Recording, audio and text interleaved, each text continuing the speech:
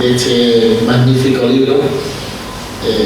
Agradecer que esté esta tarde en este municipio, en Villanueva de Río Minas, y que en esta Casa de la Cultura que acogemos con todo el cariño y afecto, y ahora después pues, desglosará lo que es este magnífico libro que ha elaborado. Y no me quiero extender mucho más, agradecer a Pasillo del Área todas las actividades que estamos trabajando desde el área de cultura y algo importante de esta tarde, que es la presentación de este libro del Negro Carbón. Así que muchas gracias a todos y a todas. Les paso la palabra a José, que desglose un poquito lo que Bueno, tenía problemas mentales y es una obra de una persona que tiene problemas mentales.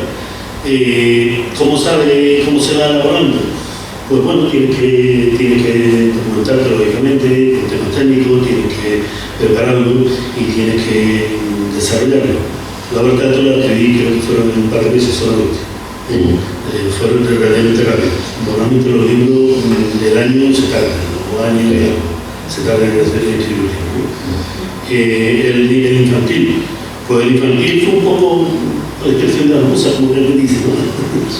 Sí, el infantil prácticamente se llama Soplador de Vidrio y es un personaje que está en una fábrica de botellas, siendo posador de botellas, pero en su tiempo libre hace figuras figuritas de vidrio, figuritas de cristal. Es un poco fantasioso, obviamente, porque está dedicado al público infantil. Y por la noche esta figurita todo lo tiene. Entonces es una especie de pequeño pueblo que se organiza con sus municipales, con su alcalde, pues se representará. Y es más o menos en la segunda parte del nacimiento de una nación, más o menos. Lógicamente el nacimiento de una nación, como nosotros vivimos una democracia, es el nacimiento de una nación democrática, evidentemente. Básicamente. Quizá el que más reconocimiento te haya dado fue el que escribiste sobre el tema de Al-Mutamí, o han funcionado más o menos todo igual. No, sí, más o menos funcionan todos igual. Se me ocurre una idea. El primer personaje histórico, la primera histórica fue la herencia de la sanadora. Este se me ocurrió de una mujer que vive en el siglo XVI, 1500 y algo. Y es médica, no bruja ni curandera, sino médica. Hace medicina, estudia medicina y bueno, tiene problemas con la Inquisición, lógicamente. Y está enmarcado entre Sevilla, hay varios pasajes, varios sitios de Sevilla que se localizan, y Carmona también. Porque a mí Carmona me lo gusta muchísimo también, le tengo un gran cariño. Lo ha presentado allí también. Sí, se presentó la semana pasada en Carmona, Negro Carbón también. Y básicamente eso, un personaje histórico también, que es Samuel Leví. Samuel Leví fue el tesorero de Pedro I de Castilla, el que algunos conocen como Pedro I el Cruel y otros como Pedro I el Justiciero. Cada cual que lo haga como quiere. Para mí no es justiciero de cruel, pero bueno, cada cual puede opinar lo que quiera. ¿Y por qué no es justiciero de cruel? Pues sencillamente porque la leyenda negra sobre Pedro I se debe a Isabel la Católica, que era de los hijos ilegítimos del padre de Pedro descendiente, nieta, efectivamente, de uno de los descendientes, de los hijos de Alfonso XI de Castilla. Y claro, lógicamente, como ella era ilegítima, pues la esquina que yo tenía, pues era muerta. Por eso es la leyenda de Pedro I del Cruel. Digo que es justiciero porque hay un montón de documentación que demuestra que es justiciero, no es cruel. En fin, después viene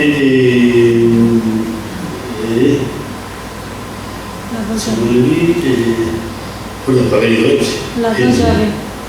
Las dos llaves de Samuel Leví. ¿Ese es el libro del relato? No, el del relato 12 más 1 es un libro de relatos de Samuel Leví y las dos llaves, sí, efectivamente. 12 más 1 es un libro de relatos fantásticos. ¿Cómo surge este libro? Esto de inspiración divina. Por una parte, las costumbres populares, todo pueblo de algún dicho, algún relato antiguo, un relato así raro, ¿no? De la vecina que curaba la torcedura de los pies, o la vecina que hace mal de ojos, o que cura mal de ojos.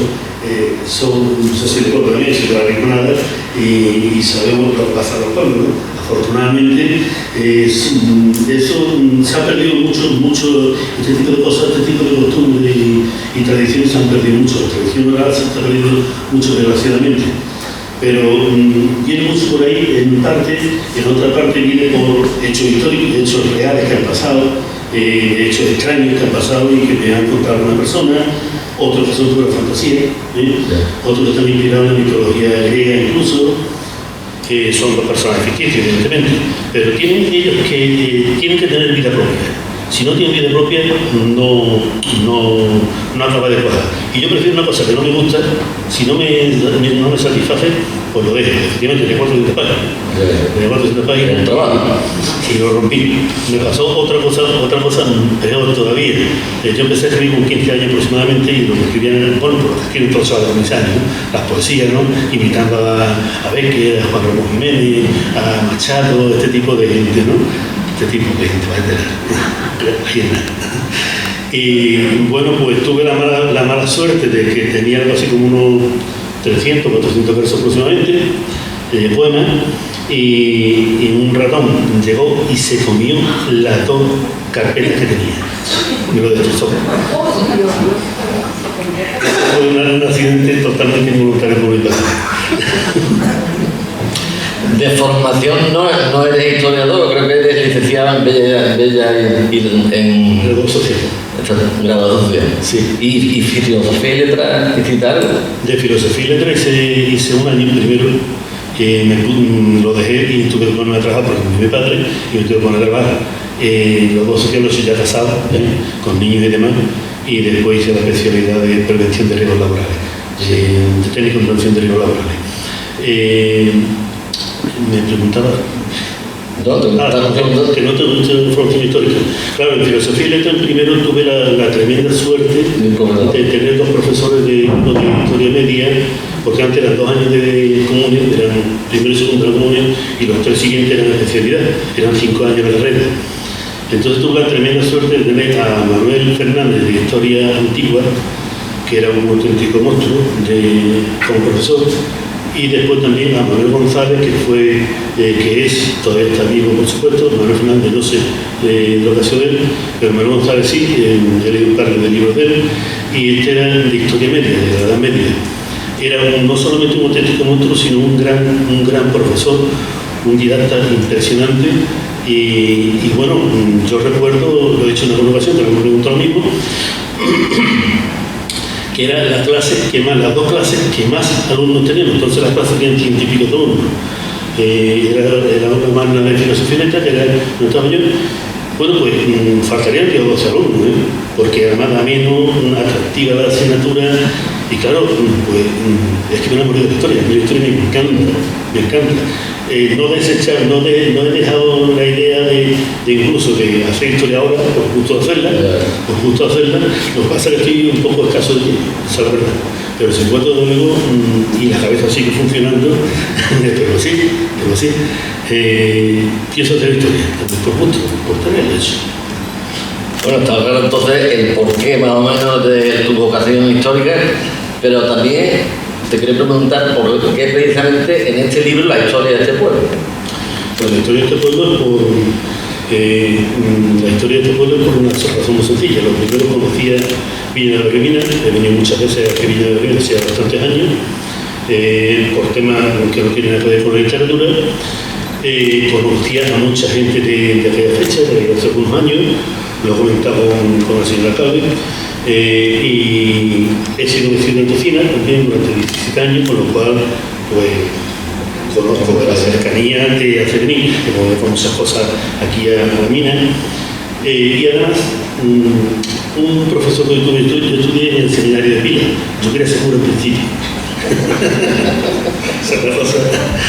Y entonces uno de los profesores que teníamos nosotros era también periodista, y no te pasa esto. Ya una vez terminado el año salimos, todos los alumnos nos vemos todos los años, casi todos los años, nos vemos, estamos todos los días, los de mis cursos, nos vemos con los profesores, con otros profesores, y este apareció un día. Con la edición de mi primer libro, que se lo llevaba yo como regalo a mi profesor, al profesor responsable nuestro, y le mandé uno a él, porque me lo pidió, le mandé uno a él, de Nino. Entonces, pues, me contestó que era periodista, que escribió el libro, era una persona con bastante experiencia, y me dijo que le había gustado el tema, que tenía muchísimos defectos. Evidentemente, en el primer libro, yo lo veo ahora, no le cambié ni una coma, ni una coma de cambio, pero sé que tiene muchos defectos, pero claro, era el primer libro, lógicamente. Pero que había ahí madera para escribir. Y entonces me dijo, ¿por qué no escribes sobre minería? A ver, que mejor que escribir. A mí que me sentó un poco minería, madre mía, con lo complicado de la minería técnicamente, con la cantidad de documentación que existe de esto es dificilísimo, muy complicado. Entonces un poco dejé aparcar la idea, pero una persona muy cercana a mí hizo un estudio sobre el accidente en el que murieron los 60 mineros de aquí, de la mina, un estudio sobre prevención de riesgos laborales. Este es un especialista en prevención de riesgos laborales, y pude ver todo el estudio. Entonces un poco me surgió la chispa, empecé a ver cómo estaba la documentación. Hay muchísima documentación. ¿Y te documentaste bastante? Me documenté mucho. Y aparte te inspiraste ya, claro, parte del libro supongo que será ya inspiración. Relativamente, claro. Hombre, todos los ficticios y algunas situaciones que no son ciertas, pues están. Hay los accidentes que más o menos se aproximan a la realidad, pasa que hay que novelarlo, claro, hay que darle forma. No puede ser que se cayó, que salió ardiendo esto, que se hundió la galería y que murieron 60 personas. Hay que darle un poquito de forma al tema, ¿no? Claro, lo documenté, y hay una documentación curiosísima además.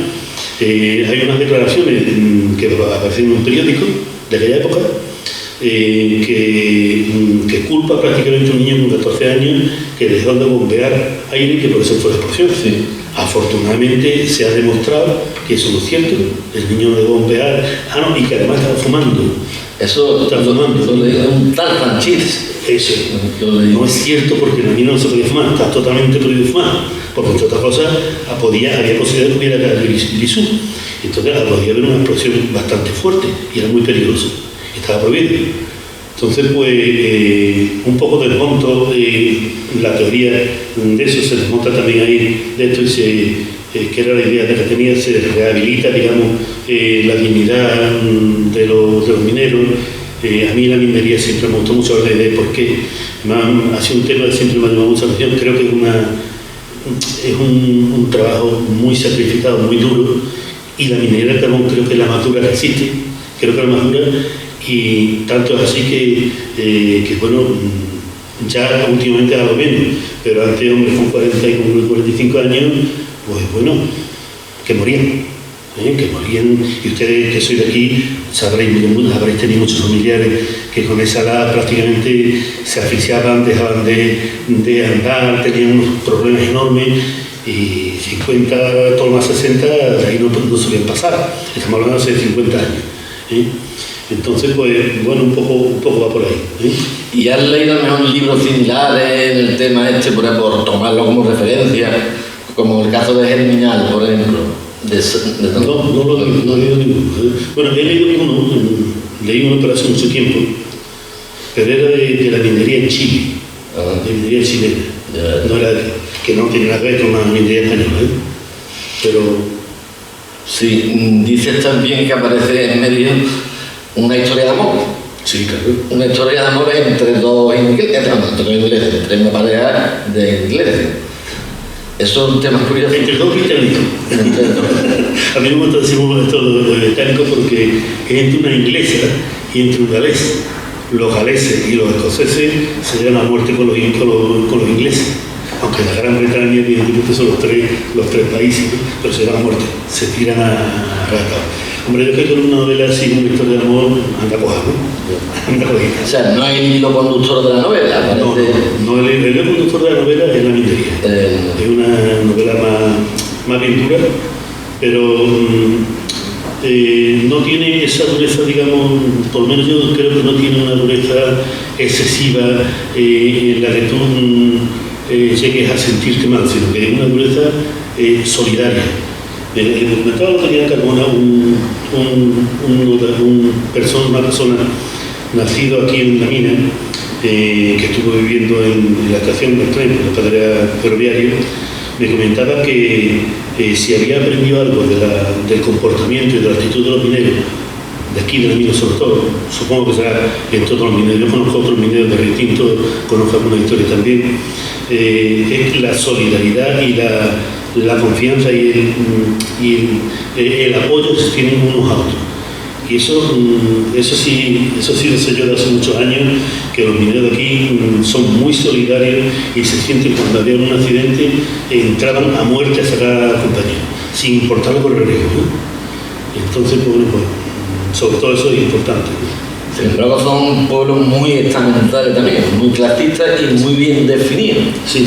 En el caso del Río Tinto pasa lo mismo y casi todos los pueblos mineros. Claro. ¿Se refleja algo también esta lucha? Sí se refleja porque yo no hablo de la época francesa, de la mina aquí, hablo de la época inglesa. Y la mina de Río Tinto también tuvo una época inglesa. Si habéis ido de Río Tinto, pues bueno, algo por el estilo a Guayaquil, las casas muy lujosas y muy buenas eran de los ingleses o de los directivos de la mina. Las casas de los trabajadores eran bastante más inferiores, y el clasismo de que, bueno, aquí no sé si va, pero en Río Tinto tenían hasta sus propias pistas de tenis, su club social distinto, en el que no podían entrar. El clasismo puro y duro, ¿no? Su escuela propia, hablaban en inglés, tenían piano, que en aquella fecha tener un piano en una casa, afortunadamente hoy no. Hoy en día muchos trabajadores, pues nuestros estudios musicales, o tienen piano, o tienen violín, o tienen esto. Pero en aquella fecha era síntoma de clase alta, y eso en Río Tinto se ve chilla. Hablas del origen y después también hablas de la época florescente, digamos, en la Hugo. ¿Con quién lo identificaba? ¿En qué época identificaba tú esa época? Hombre, la época floreciente, sobre todo la época antes del golpe de Estado, fue la época más floreciente. Después del golpe de Estado, después del año 36, después del 39, también hubo una época en que el mineral se vendía, sobre todo en España, no tanto para extranjeros, sobre todo en España, porque, como sabéis, la revolución industrial en el final del siglo XVIII, ¿no? 1780, 1700 y algo, llega a España a principios del XIX, 1820 aproximadamente, cuando se empieza a ver aquí la máquina de vapor. Pero claro, la máquina de vapor tenía que funcionar con vapor. El vapor, para que saliera el agua, se hiciera vapor, había que quemarlo, había que usar agua, y se usaba el carbón. Entonces, por eso yo digo siempre que la minería del carbón es la cenicienta y la que tiene peor fama de todos, y es a la que se le debe precisamente todo el desarrollo industrial y todo el desarrollo económico de nuestra sociedad. Si no hubiera sido por eso, nuestra sociedad no hubiera podido avanzar. Gracias a los mineros del carbón, gracias a que muchos de ellos perdieron su salud y su vida en la galería, pues nosotros hoy tenemos una medicina en condiciones, tenemos coches, tenemos unas comodidades que no vienen de fecha. Y es gracias a que todo evoluciona, evidentemente, pero la revolución industrial fue una ruptura entre la Edad Media y la Edad Moderna, digámoslo así, económicamente y industrialmente. Y la época del cierre la sitúa más o menos cronológicamente, o un poquito más tarde, ¿no? Sobre 1980, claro, que es cuando... Pues sí, el cierre de la mina fue aquí en el 72 por ahí, sí. Pero hubo secuelas después, hubo un intento también. Hubo de abrir otra vez, se metió un poquito también con la fábrica de cemento, en fin, que también hubo eso, que siguió funcionando un poquito, floreciendo. Lógicamente después de la mina, las redes que están aquí, evidentemente, y las personas que ven aquí son de aquí, son de su pueblo, y le tienen el cariño que le tienen a su pueblo, como todos los que somos de nuestro pueblo y tenemos nuestro pueblo. pero yo creo que la mina es un pueblo un tanto especial. ¿Por qué un tanto especial? Por lo que he dicho antes, sobre todo porque son personas muy solidarias y personas que saben lo que es el esfuerzo y lo que cuesta conseguir las cosas. Claro, después del cierre, la historia de este pueblo es como si empezara otra historia, claro, de otro pueblo. Habla también un poquito de eso, sí, sí, de la creación de un museo minero, de las posibilidades del tema del turismo, de algún actuación lo hará, supongo que ya al final, ¿no? Sí, sí, sí. Hombre, claro, yo sé que el museo minero está funcionando y que poco a poco va a más. No solamente por la labor que está haciendo ahora don Miguel Ángel, sino con los anteriores también han hecho una labor y se está trabajando en el tema.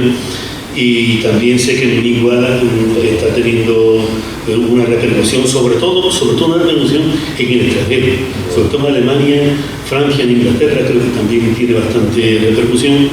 Y la pena es que no se potencie mucho más Minigua, pero hay mucho más. Yo creo que se va a potenciar el tema del senderismo, creo que hay algo de eso incluso. Yo hablo también ahí de una cooperativa de aceite, no sé si la hay o no la hay. Sí. La hay. Pues no lo sabía, se me ocurrió, no lo sabía. Santa Magdalena. Pues no lo sabía.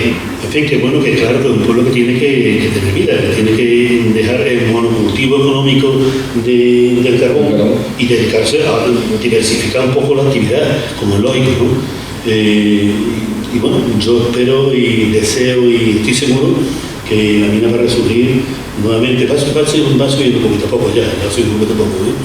Y que si no con tanto, si no te llega a tener 20.000 habitantes y 12 sucursales bancarias, bueno, sucursales bancarias no había bastante, un calle no había bastante, no sé, que no se llene nuestro dinero.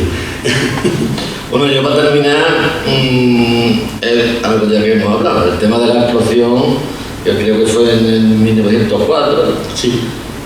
Y parece ser que eso tiene un hilo conductor, una parte de la novela, ¿no? Sí. Hay que hablar de que este fue el accidente laboral más grande que ha existido en España. Sí, sí. Y en la actualidad incluso. Han existido accidentes, una guerra por medio, accidentes aéreos, pero accidentes laborales es el más grande que hubo. Yo creo que sí. Hasta la actualidad. Sí, yo creo que sí. Sí, un poco, yo un poco lo cito un poco más después del 1904. Lo cito un poquito después porque me permitió un poco el lujo y la licencia de citarlo un poquito por darle un poquito de hilo conductor a la novela, ¿no? Pero bueno, sí, fue en 1904 evidentemente y fueron 60 personas las que fallecieron. Se enterraron directamente. Sí, directamente. Porque por lo que he visto, al año siguiente, como secuela de ese mismo accidente, murió más gente. Murió más gente, sí. Bueno, la realidad es que la medida de prevención, la medida de protección en la mina, en las minas, eran casi nulas. Se dedicaban a llevar el canario, para que el canario se muriese, aquí y subamos para atrás. Pero claro, eso afortunadamente a partir de los años 60 sobre todo, varió bastante y ya se hicieron una serie de detectores y demás, que tampoco, que después hubo otro accidente, que en el que el protagonista de aquí, Damián, que está por ahí, una hija de él, de Damián, está por aquí, sí, ahí está. Hola. Fue el que salió accidentado también y murieron 6 personas en ese accidente también, como consecuencia precisamente de que esas medidas no se llevaban con la rigidez que se debía llevar. No se ven. Después las medidas estas se han endurecido bastante y como consecuencia de eso subió el costo de la explotación, de todas las explotaciones. De hecho, la mina la cerraron diciendo que no era rentable, la mina de aquí. Cuando, por los datos tengo yo, es de las que más carbón tiene en toda España, quizás, las que más quizás. Lo que pasa es, claro, que como nos pasa siempre los andaluces, desgraciadamente, en aquella fecha eran otras personas las que estaban, pero parece que la minería, la cuenca leonesa, pegaba más voces, armaba más escándalos y cerraron primero la minería nuestra, la cuenca de Andalucía, esto y Linares, lo cerraron también, y después cerraron la cuenca asturiana. Y la minería leonesa, que tenía bastante menos producción, bastante menos rendimiento, pues la hemos estado subvencionando todos los españoles. Digo subvencionando, ojalá, o sea, a mí no me importa subvencionar actividades, no estoy en contra de subvencionar actividades que sean sociales, ni mucho menos, todo lo contrario, ¿no? Pero claro, no a costa precisamente de los otros, donde más riqueza y donde más experiencia y donde técnicamente estaba mejor que en el León precisamente. Bueno, ya hablamos de lo que tú quieras.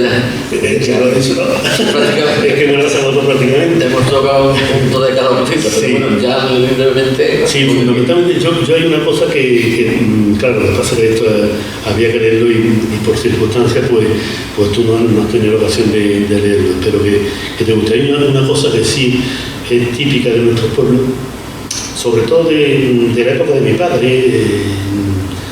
Yo tengo 68 años y cuando yo tenía 10, 12 años, me acuerdo perfectamente que los hombres salían de trabajar del campo o de la fábrica, en mi caso era azucarera de la Rinconada, y tenían la costumbre de irse al bar a tomarse el vasito de vino con los 2 o 3 amiguetes y con la aceitunica y té, ¿no? Eso se ha perdido bastante. No sé si afortunadamente o desgraciadamente, porque era una forma de socializar ellos. Y se ha perdido, pero se habla ahí también precisamente eso como cosa típica y característica de la sociedad de los años 60, 70 aproximadamente, una cosa anecdótica. Y también se habla mucho, bueno, se habla de la historia de amor, que es entre la mujer de un ingeniero inglés, ella era inglesa, no son personajes ficticios, son personajes ficticios. Y Maddox, que el galés, el técnico el ingeniero de seguridad galés que vino. Bueno, pues ella era bastante más joven, no más inconveniencia, prácticamente el matrimonio no existía, era una cosa oficial que no existía. Y bueno, se habla, tiene sus tensiones y sus cosas su intríngulis mental. El hilo conductor del libro lo lleva fundamentalmente Edelmira, que es mujer, esposa de mineros, madre de mineros, tiene 2 hijos y son mineros los 2, y también nieta de mineros, aunque nieta de mineros de sentimiento los nietos, porque no tiene ninguna entrada en la mina. Es un personaje ficticio también, cuidado, Entonces, es la que lleva el hilo conductor, está presente desde el principio del libro hasta el final del todo, aunque muere, por supuesto, evidentemente, porque son 100 y pico de años, muere antes, pero está presente en su nieta, que es una chica nieta de ella, que hace derecho y que es la que repone la dignidad de los mineros, de estos 60 mineros a los que, por supuesto, no los trataban como merecidos. No lo estamos muy bien, ni mucho menos, pero bueno, ya es por la dignidad sobre todo de los mineros. Por eso el libro está un poco dedicado a todos los mineros, personalizado en Damián, evidentemente, porque me estuvo comentando con él, me contó muchísimas cosas de cómo trabajaban, me habló de los brioches, que son, ¿sabéis lo que es cosas de carbón? Eso no viene en el diccionario, eso lo he buscado yo por todos lados y no existe como palabra. Entonces digo, pues yo esto lo tengo que poner porque era muy original de aquí, de la mina. Bueno, básicamente eso. Así que nada, si queréis hacer una pregunta o lo que sea, si tenemos tiempo. Voy a encender algo. Que no. ¿Qué? No, que yo ya lo he hablado con él. Sí, efectivamente. ¿Se puede saber qué es lo que Sí. el tema de Hombre, le he preguntado cosas de la novela, porque yo la he leído ya, y él me la ha aclarado. Ya. ¿Dudas? Una cosa, he observado yo también que hay algún personaje, observado por mediación de artículos también que escribe, Sí. de que hay personajes femeninos muy fuertes, muy potentes. Sí, yo curiosamente hay 2 personajes femeninos que son los que llevan, son los protagonistas principales de esta novela y de la herencia de la sanadora, que es la sanadora precisamente, y esta es Edelmira, las dos. Edelmira se prolonga, se proyecta un poco en su nieta, en Lucía, que es la nieta, es la hija primero y después Lucía, sobre todo Lucía, que es la nieta, la que hace derecho, que es abogada, es la que conecta más con su abuela. Es que yo pienso que afortunadamente se está reconociendo cuál es el papel de la mujer en esta sociedad, y afortunadamente tenemos que, yo lo digo sin ningún tipo de corte, sin ningún tipo de peloteo, ni mucho menos. Afortunadamente la mujer es una mujer, normalmente tenemos la suerte de tener una mujer muy, muy fuerte en nuestro país, afortunadamente. En la novela lo demuestra. Sí. Y una cosa, se ve en el libro o refleja en el libro cuando pasó ese accidente que murieron tantas personas, si se pidió responsabilidades, si hubo juicios, si hubo... No hubo nada. Sí, no, un poco se refleja, no hubo nada, efectivamente, no hubo nada que ya te digo, el director de la mina de fecha le echó la culpa a un chaval de 14 años. O sea, eso es de entrada. Y la prensa lo recogía así directamente y decían que todas las medidas técnicas estaban tomadas, y era mentira, no había medidas técnicas así ninguna tomada. En la de fecha ya existían pilones de metal, y es lo que se ponía en la madera. De entrada ya existían algunos, en Inglaterra por ejemplo, ya existían algún tipo de mecanismos que detectaban el gas, y aquí no se usó. ¿Por qué? Porque aquí lo que se pretendía era abaratar los costos todo lo más posible, la mano de obra barata. Éramos un país subdesarrollado, éramos nosotros el tercer mundo, no hay que olvidar eso. Y Inglaterra en aquella fecha pues era, junto con Alemania, eran los punteros del mundo, ni siquiera de Europa, o sea, que muy por encima incluso de Estados Unidos y de China. Es que estamos hablando de que, por ejemplo, lo que están haciendo en España, algún que otro empresario español, que va a Bangladesh o a Pakistán, y resulta que le hacen la ropa, los vestidos por 50 céntimos, y después viene para acá y lo vende por 150 euros.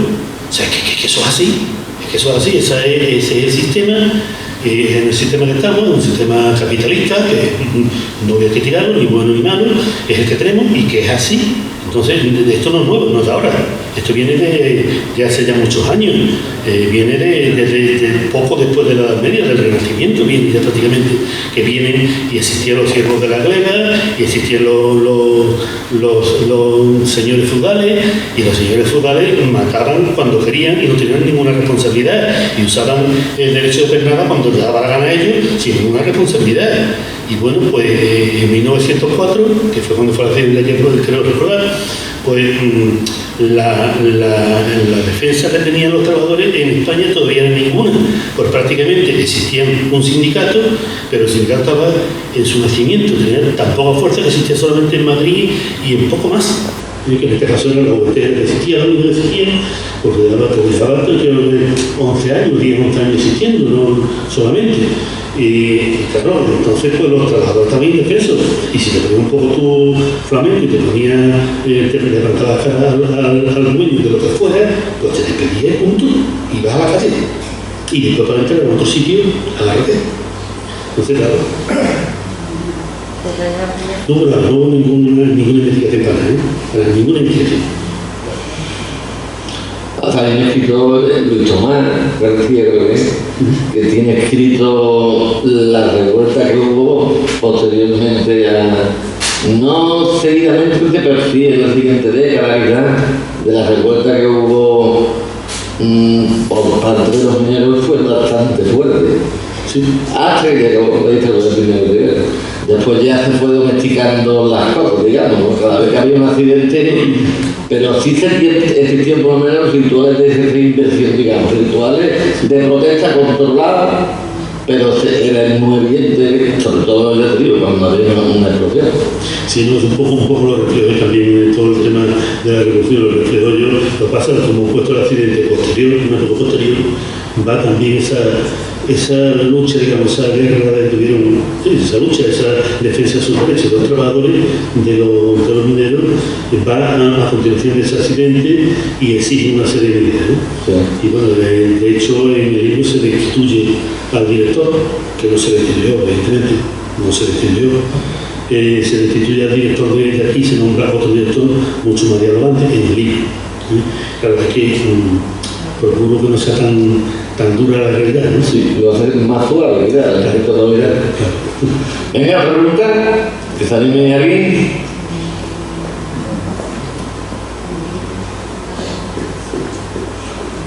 Bueno, pues entonces damos por concluido el acto, agradecemos la presencia del profesor y maestro.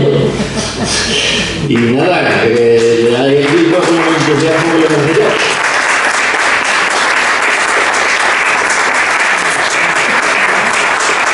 Ahora seguidamente se pondrá ya al final y lo que quiera ya compró el libro, pues nada, lo firmará y si lo aceptará.